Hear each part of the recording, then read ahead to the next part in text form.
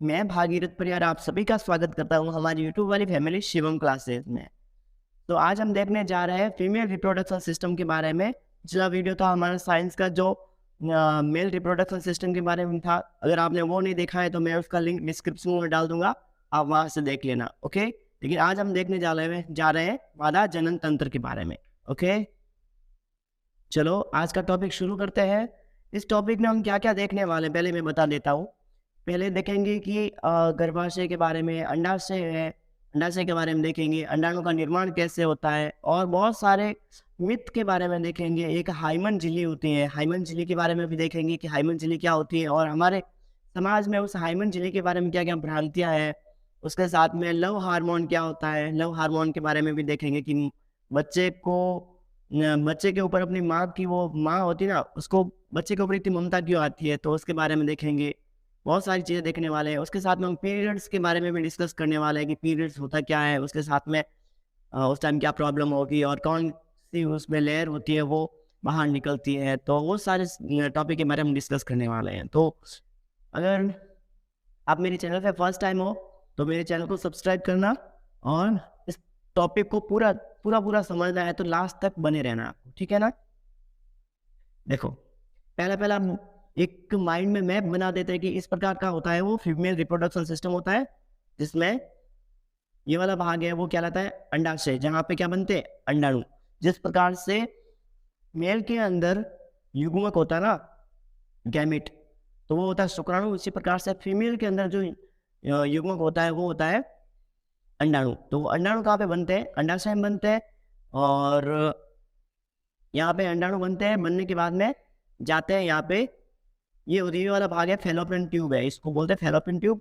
तो fallopian tube में जाते हैं, यहाँ पे फिमरी होती है जो क्या करती है, उसको खींच खींच के अंदर लेके जाती है अंडाणु को। उसके साथ साथ में पीरियड्स के लगभग 14वें दिन में क्या होता है कि जो अंडाणु होता है ना वो बाहर निकलता है, बाहर निकल के यहाँ पे फेलोपियन ट्यूब में आ जाता है और फेलोपियन ट्यूब में पड़ा रहता है यहाँ पे, ठीक है। तो फेलोपियन ट्यूब में पड़ा रहता है। अगर शुक्राणु इनको मिल जाता है, या योनि से होता हुआ शुक्राणु यानी कि नर युग्मक मिल जाता है, तो यहाँ पे फेलोपियन ट्यूब में क्या हो जाता है, निषेचन हो जाता है या फर्टिलाइजेशन हो जाता है। अगर नहीं मिलता है तो वो अंडाणु है वो अगले पीरियड्स में क्या होता है, बाहर निकल जाता है ऐसे। तो इसके बारे में हम पूरा पूरा डिस्कस करेंगे और पूरा डिटेल से पढ़ेंगे। उसके साथ में गर्भाशय के बारे में पढ़ेंगे, बच्चेदानी होते हैं ना उसके बारे में कि बच्चा का कब इम्प्लांट होता है वहाँ पे, उसके साथ में कितने टाइम तक रहता है, कैसे वो सब होता है, वो सारी चीज़ें देखेंगे।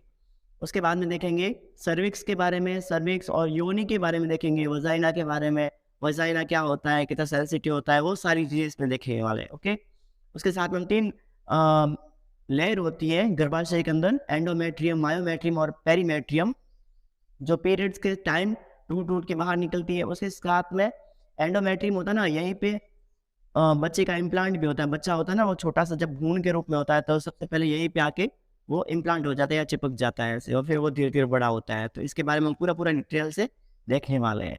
ओके, उसके साथ साथ में हार्मोन के बारे में देखेंगे, फीमेल में जो हार्मोन होते हैं सेक्स हार्मोन, उसके बारे में, और बहुत सारी ग्रंथियों के बारे में भी पढ़ेंगे। चलो, फीमेल रिप्रोडक्शन सिस्टम इस प्रकार का होता है। मैंने नॉर्मली आपके माइंड में मैप बना दिया। एक फीमेल रिप्रोडक्शन क्या होता है, देखो, मादा जनन तंत्र में क्या होता है, एक जोड़ी होती है, अंडाशय होता है, ये वाला और ये वाला, ये अंडाशय है, ओवेरी। तो ओवेरी कितने होते हैं, 2 होते हैं, यानी एक जोड़ी होता है। उसके साथ में एक जोड़ी अंडवाहिनी होती है। अब अंडाणु को ले जाने के लिए अंडवाहिनी भी होगी ना, एक ये है और एक ये, इसको बोलते हैं फेलोपियन ट्यूब।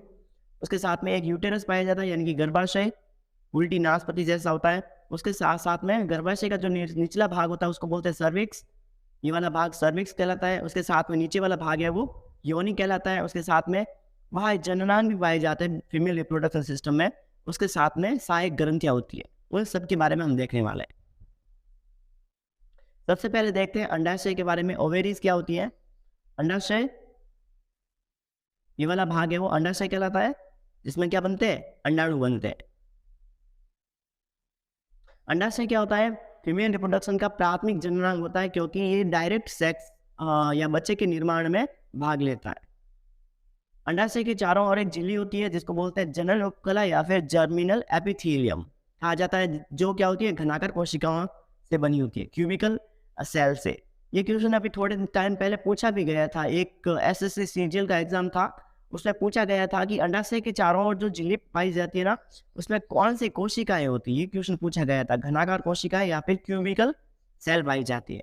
तो ये भी आपको याद रखना है साथ साथ में। ओके, अंडाशय का काम क्या होता है, मैंने बता दिया है कि मादा युग्मक होता है ना, फीमेल गैमेट, अंडाणु का निर्माण करती है अंडाशय।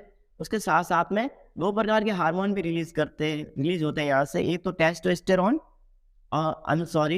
टेस्टोस्टेरोन तो नर में उत्पन्न होता है।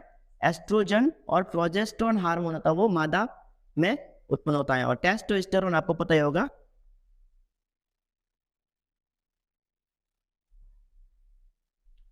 ये मेल में उत्पन्न होता है, ठीक है ना। आपको कमेंट करके आंसर देना है कि टेस्टोस्टेरोन हार्मोन है वो कौन सी सेल बनाती है। आप कमेंट करके इसका आंसर भी दे सकते हो। अगर आपको नहीं पता है तो मैं जो नर जनन तंत्र का मैंने वीडियो बनाया है उसका लिंक डिस्क्रिप्शन में दूंगा, वहां पे देखना, उसके बाद में कमेंट भी कर देना, ठीक है ना। चलो, अंडाशय के जो जनन उपकला होती है उसके भीतर वाले भाग को 2 भागों में बांटा गया है। इसके 2 भागों में बांटा गया है। एक वाला भाग होता है कॉर्टेक्स और एक होता है मेडुला, ठीक है। बाहर वाला भाग होता है उसको बोलते हैं परिधीय भाग को कॉर्टेक्स बोलते हैं, और अंदर वाले भाग को बोलते हैं मेडुला। उसी प्रकार से आपको पता ही होगा किडनी के भी 2 भाग होते हैं, अंदर वाले भाग को बोलते हैं मेडुला, बाहर वाले भाग को बोलते हैं कॉर्टेक्स। उसी प्रकार से अंडाशय को भी 2 भागों में बांटा गया है, कॉर्टेक्स और मेडुला में। ओके, अब कॉर्टेक्स में क्या पाई जाती है, पुट्टिकाएं पाई जाती है। अब ज्यादा है ना, ऐसे लोड मत लेना। पुट्टिकाएं क्या होती है, पुट्टिकाएं होती है जैसे अभी है ना, जब फीमेल होती है वो 13-14 साल की पुबर्टी की एज में आती है, तब क्या होता है, उनमें अंडाणु का निर्माण होता है। तो अंडाणु हकीकत में क्या होते हैं, पुट्टिकाएं होती है, फॉलिकल होती है। जब बच्ची होती है माँ के गर्भ में होती है, उसी टाइम से ये पुट्टिकाएं बनना शुरू हो जाती है। उसके बाद में इसके जन्म होने के बाद में पुट्टिकाएं नहीं बनती है। उसके बाद में क्या होता है, जब तक ये 13-14 साल की उम्र तक आती है, तब उनमें जो पुट्टिकाएं होती है वो धीरे धीरे नष्ट होने लग जाती है। उसके बाद में 60 से 70 हजार तक की पुट्टिकाएं उसके अंडाशय में बचती है। उसके बाद में जैसे ही उनके पीरियड शुरू होते हैं, तो हर मंथ में क्या होता है, वो पुट्टिकाएं होती है वो अंडाणु बन के निकलती रहती है। और 45 से 50 साल तक ये रैंडमली निकलती रहती है। उसके बाद में ये पुट्टिकाएं निकलने बंद हो जाती है, ठीक है ना। तो पुट्टिकाएं होती है अब फॉलिकल्स, पुट्टिकाओं को इंग्लिश में फॉलिकल्स बोलते हैं।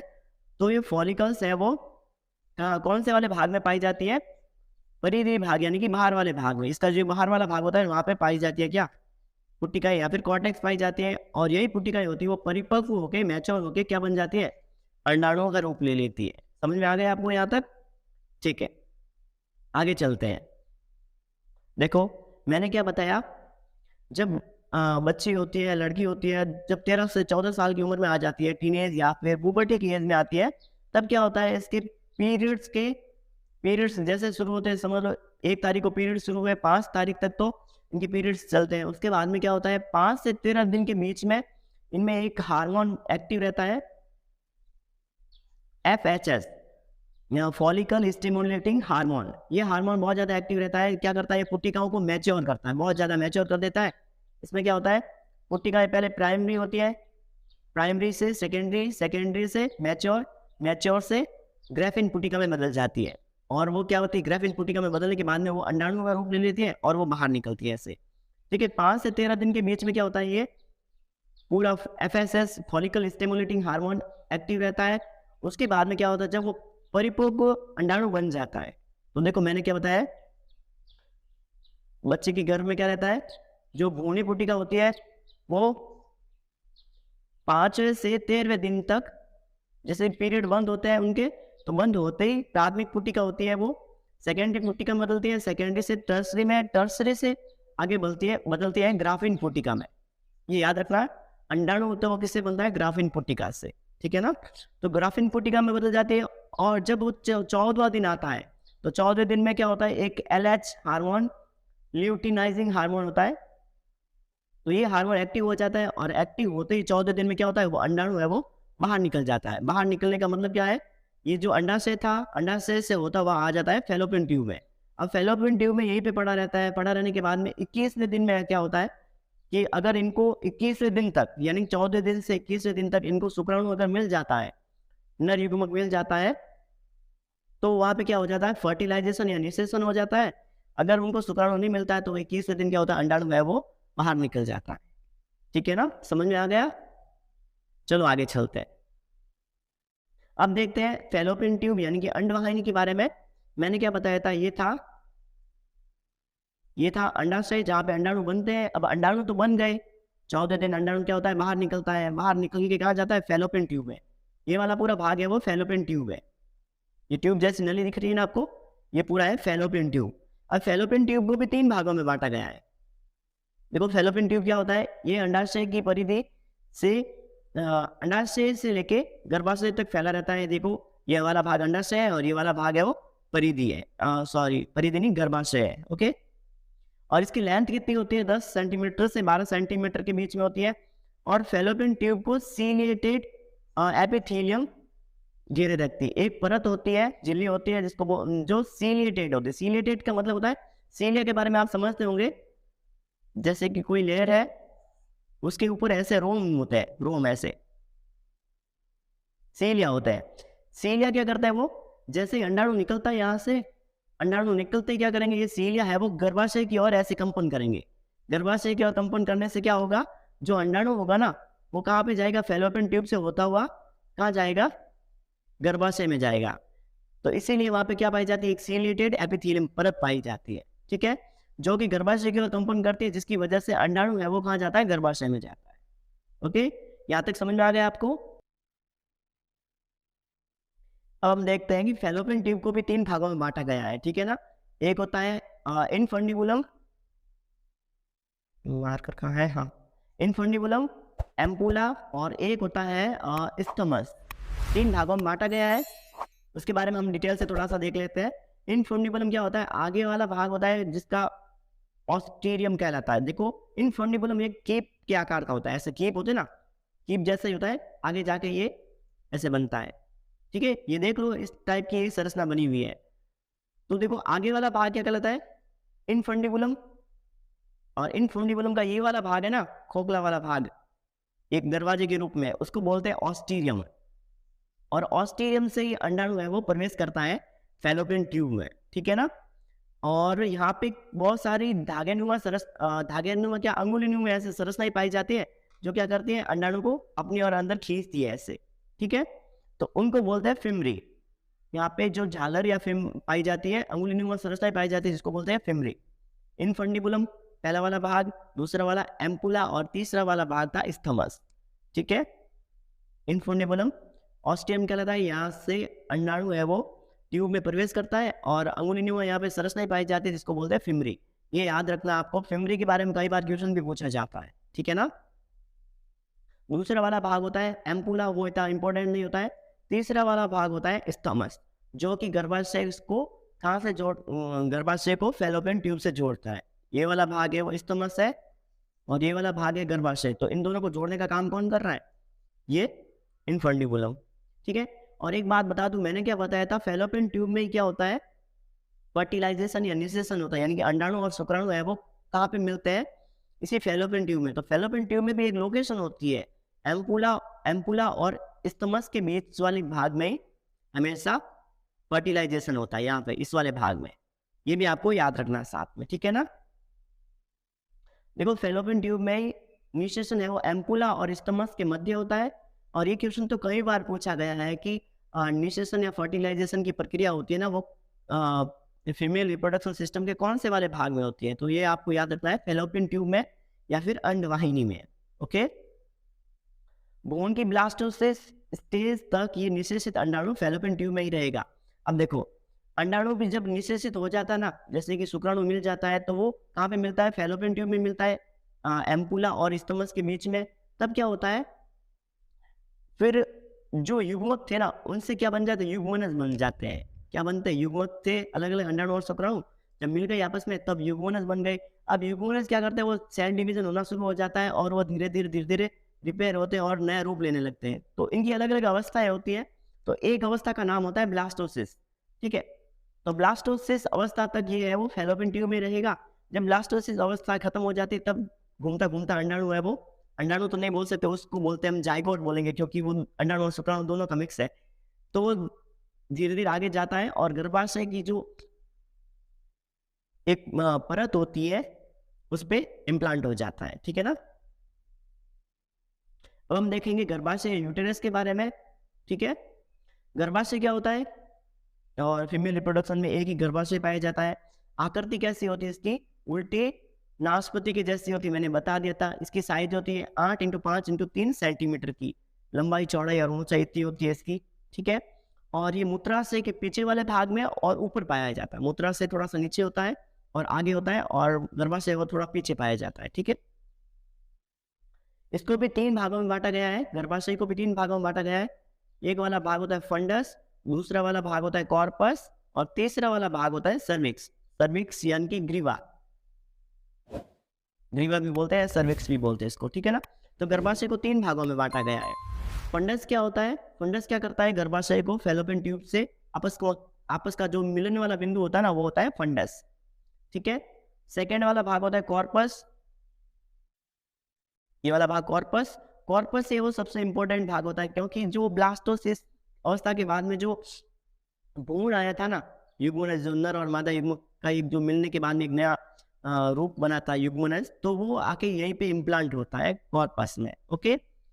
और गर्भाशय का तीसरा वाला भाग, ये वाला नीचे वाला भाग होता है, ये वाला भाग सर्विक्स कहलाता है। जो सर्विक्स क्या करता है, गर्भाशय और योनि को आपस में कनेक्ट करता है, आपस में जोड़ने का काम करता है ग्रीवा, ठीक है। देखो, सर्वाइकल कैनाल और योनि मिलकर ही बर्थ कैनाल बनती है, जहां से बच्चा है वो बाहर निकलता है।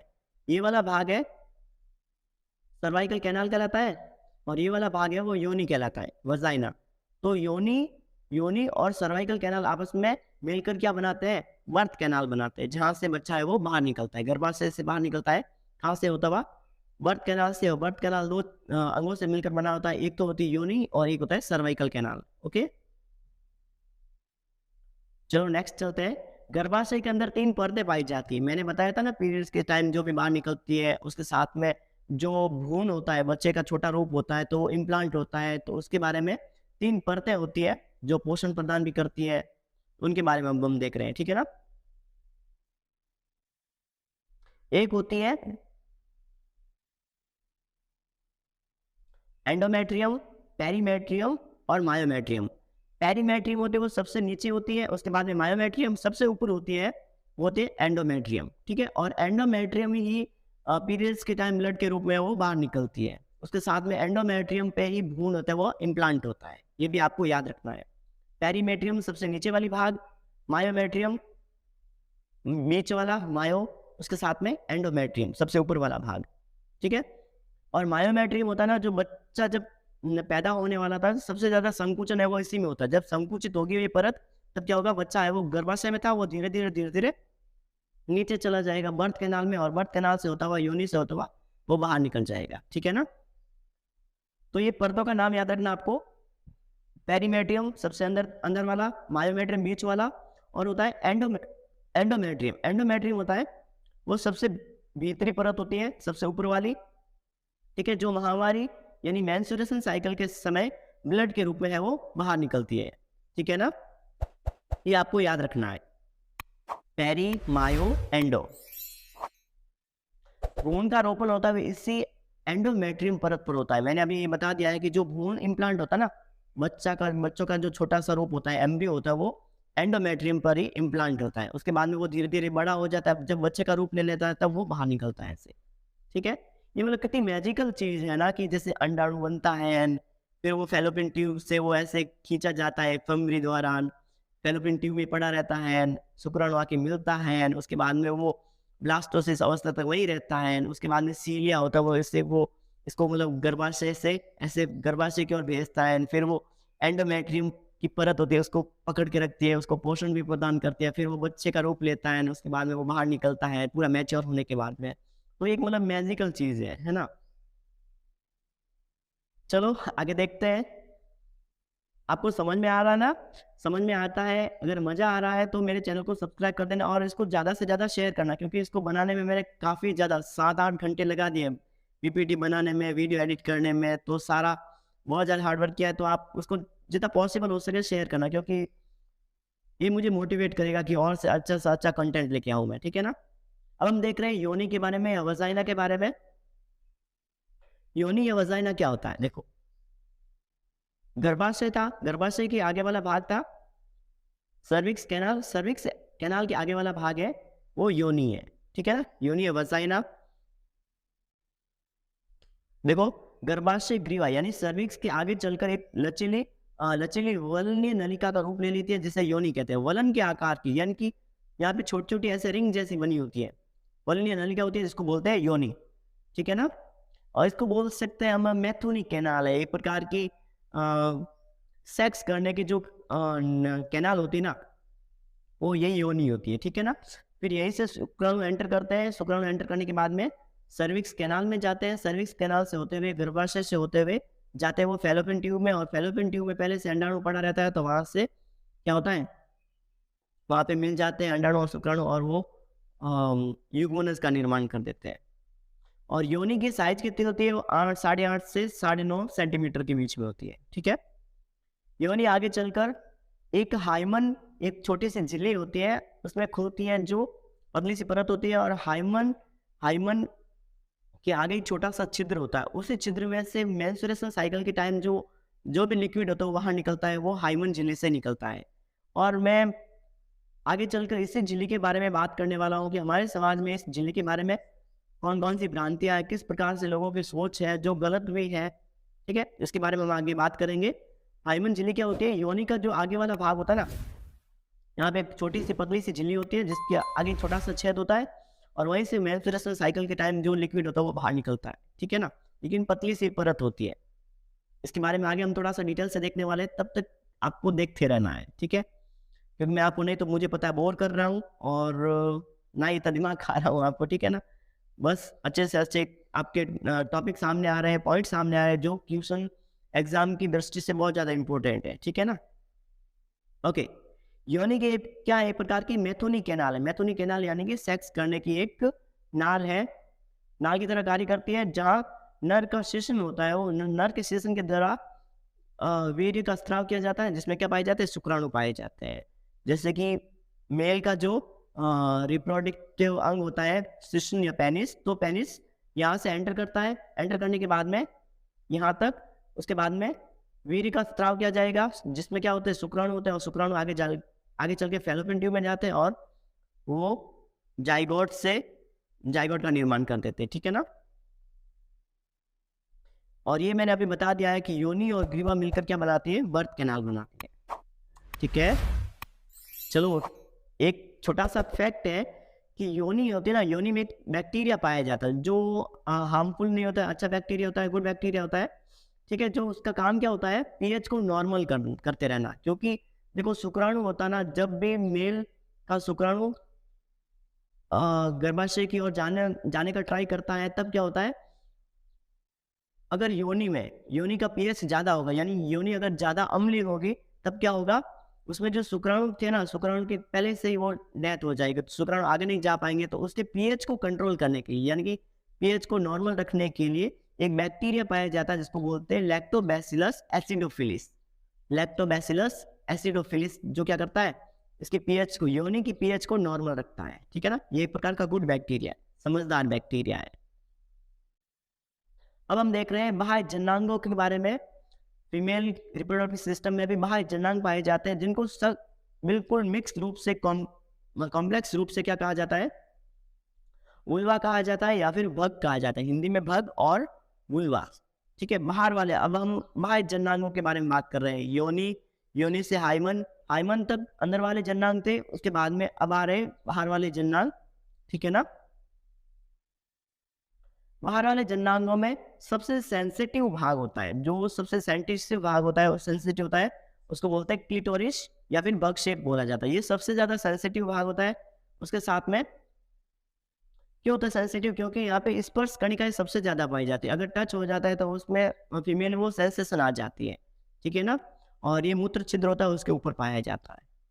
ये याद रखना, फीमेल रिप्रोडक्शन सिस्टम का जो बाहर वाले जननांग होते हैं उसको बोलते हैं वुल्वा या फिर भग बोलते हैं, और भग शेप होता है वो सबसे ज्यादा सेंसिटिव होता है, जिसको क्लिटोरिस भी बोलते हैं इंग्लिश में, ठीक है ना।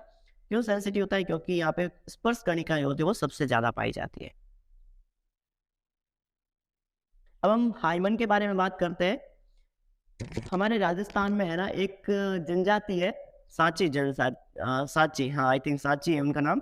तो उनमें एक प्रथा है कि कोई भी लड़की है वो जिसने पहले कभी सेक्स किया है या नहीं किया है, इसके बारे में जानने के लिए क्या होता है कि लड़की की शादी होती है, सुहाग रात के दिन क्या होता है कि उनका जो दूल्हा होता है ना, उनके जो योनि होती है, योनि में धागा डालता है, उनको देखता है कि फिर वो चेक करता है कि इसके योनि में वो ब्लड आया है नहीं आया। अगर नहीं आया है तो इसका मतलब है कि वो हाइमन झिल्ली अभी नहीं है। इसका मतलब ये हुआ कि उनमें ये भ्रांति है कि अभी ये झिल्ली नहीं है तो इसमें ब्लड, वो धागे पे ब्लड नहीं है तो इसकी वजह से इसने पहले ही कभी किसी के साथ में सेक्स किया है या फिर किसी के साथ में संभोग किया है, जिसकी वजह से वो दूल्हा है वो उसको एक्सेप्ट नहीं करता। ये अभी है ना इसका बहुत ज़्यादा मिसयूज हो रहा है, बस ऐसा हो जाता है। फिर अगर वो लड़की बोलती है कि मैंने कभी किसी के साथ में नहीं किया है, तो वो बोलते हैं कि अभी प्रूव करो आप। प्रूव करने के लिए क्या बहुत सारी टफ इनकी एग्जाम लिए जाते हैं। तो एग्जाम मतलब ये लिखित वाले एग्जाम नहीं, बहुत कठोर तपस्या करनी, एक क्या बोलूँ मैं उसको, इतनी वो गंदी प्रथा है उसमें कि लड़की को पानी में डुबा दिया जाता है, उसके बाद में एक आदमी होता है वो 100 फीट तक आगे जाता है, धीरे धीरे चलता है। अगर वो लड़की है पानी से बाहर आ गई तो इसका मतलब वो अभी पवित्र नहीं है। ये वाली धारणा कि अभी वो पवित्र नहीं है, जिसकी वजह से हाँ लड़के के परिवार वालों को पैसे देने पड़ते हैं और वो शादी है वो कैंसिल कर देता है। इस प्रकार से अभी इस प्रथा का बहुत ज्यादा मिसयूज होता है, ठीक है ना।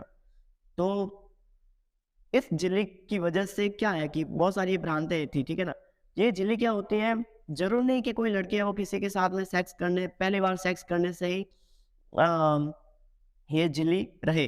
कई बार ऐसा भी होता है कि लड़की अगर हार्ड वर्क करती है, एक्सरसाइज करती है, व्यायाम करती है या फिर साइकिलिंग करती है, तो भी ये झिल्ली है वो नॉर्मली फट सकती है, पतली सी झिल्ली होती है, ठीक है।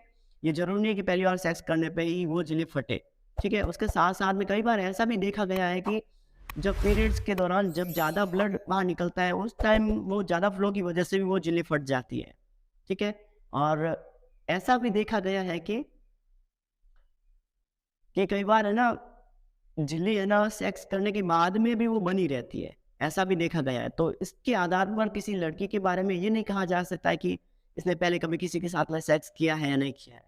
सो ये बहुत गंदी प्रथा है और लोगों को मुझे लगता है इसके बारे में एजुकेटेड करना चाहिए, क्योंकि जितनी ज़्यादा शिक्षा मिलेगी लोगों में तभी तो ये अंधविश्वास है वो धीरे धीरे खत्म होगा, ठीक है ना। तो आप भी ये माइंड में रखना कि ऐसा कुछ भी नहीं होता है और जितना पॉसिबल हो सकता है इस नॉलेज को भी आप आगे से आगे शेयर करना, ठीक है ना। चलो अब टॉपिक पे आते हैं, वरना वीडियो ज़्यादा लंबा हो जाएगा। हाँ, योनि क्षेत्र पर एक पतली सी झिल्ली पाई जाती है जिसे हाइमन कहा जाता है, जो प्रथम संसर्ग के समय फट जाती है। ये पहली बार सेक्स करने के टाइम ही फट जाती है और कई बार ऐसा होता है नहीं भी, मतलब फट जाती है फिर भी वो वापस रिपेयर भी हो जाती है। कई बार सेक्स का जरूरी नहीं होता है कि वो पीरियड्स के दौरान ज़्यादा ब्लड का फ्लो होने पे भी फट जाती है, व्यायाम करने पे, एक्सरसाइज करने पे, ज़्यादा हार्डवर्क करने पे भी वो फट जाती है। कई अन्य कारणों से भी ये फट जाती है, जैसे कि शारीरिक परिश्रम, व्यायाम और कई अधिक तेज प्रवाह से मासिक स्राव होने पर भी ये फट जाती है, ठीक है ना। और एनसीईआरटी में बहुत अच्छी बात लिखी है, जिसको मुझे पढ़ के तो मजा भी आ गया और आपको भी आई थिंक आएगा, कि इस झिल्ली के आधार पर किसी लड़की की कुंवारी का पता लगाना मूर्खतापूर्ण कार्य होगा। कि कोई लड़की कुंवारी है या नहीं, यानी कुंवारी का मतलब किसी ने अभी तक किसी के साथ में सेक्स किया है या नहीं किया है।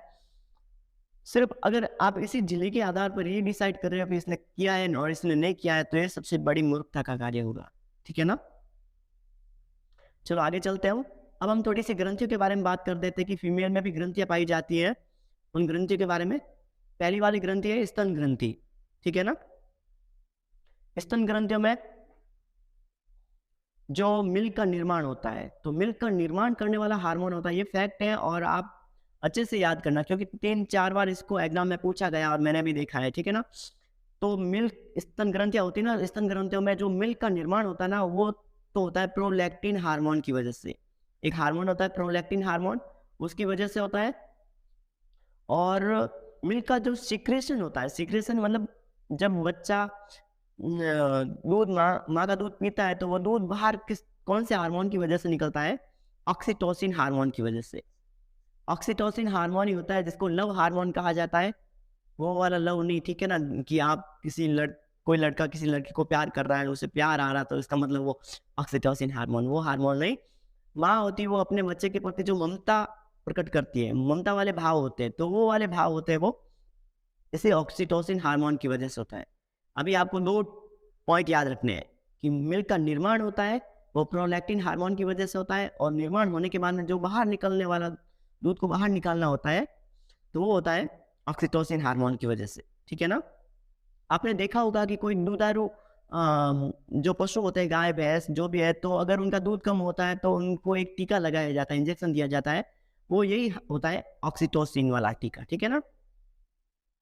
और एक और फीमेल में ग्रंथि पाई जाती है बार्थोलिन ग्लैंड पाई जाती है, जो क्या होती है योनि को चिकना बनाए रखती है ताकि वो जो मैथुन की क्रिया होती है ना, सेक्स की क्रिया, वो आसानी से हो जाए। हमने मेल रिप्रोडक्शन सिस्टम में भी देखा था कि उनमें एक काउपुर ग्रंथि पाई जाती थी जो क्या करती है, एक चिकने पदार्थ का स्राव करती है जिसकी वजह से शुक्राणु है वो आगे से आगे आसानी से जाए और मैथुन की क्रिया वो सुगमता से हो जाए, ठीक है ना। चलो, ये योनि के बाएं और दाएं भाग पर पाई जाती है और योनि को चिकना करती है, और एक तरल है वो पदार्थ का स्राव करती है।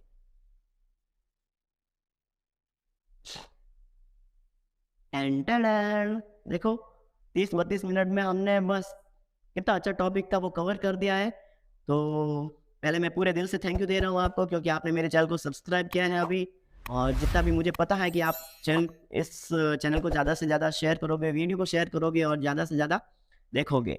अगर इस वीडियो का आपको PDF चाहिए, क्योंकि मैंने फीमेल रिप्रोडक्शन सिस्टम से जितने भी इंपॉर्टेंट क्वेश्चन बनते हैं वो पूरा करवा दिया है, तो PDF लेने आ जाना, और मुझे पूरा भरोसा है कि आप लेने आओगे। तो मैं इसका टेलीग्राम वाला जो हमारा चैनल है, इस तो ग्रुप का वो चैनल का वो लिंक डाल दूंगा मैं, पता नहीं मैं क्यों फॉर्मलिंग कर रहा हूँ, ठीक है ना, डिस्क्रिप्शन में डाल दूंगा। और जितना पॉसिबल हो सकता है इस वीडियो को शेयर करना, और ऐसे ही अपने सपनों को सच करने के लिए लगे रहना, ठीक है ना। मिलते हैं हम नेक्स्ट वीडियो में, और कमेंट में ज़रूर बताना कि मैं मेंस्ट्रुएशन साइकिल है ना, माहवारी या पीरियड्स के बारे में अगर और डिटेल से इसका वीडियो बनाना है तो मुझे कमेंट में ज़रूर करना कि मैं इसको और डिटेल से पीरियड्स को और समझाऊँ, ठीक है ना। तब तक बने रहना ऐसा ही मेरे साथ में, और मज़े करना और खुश रहना।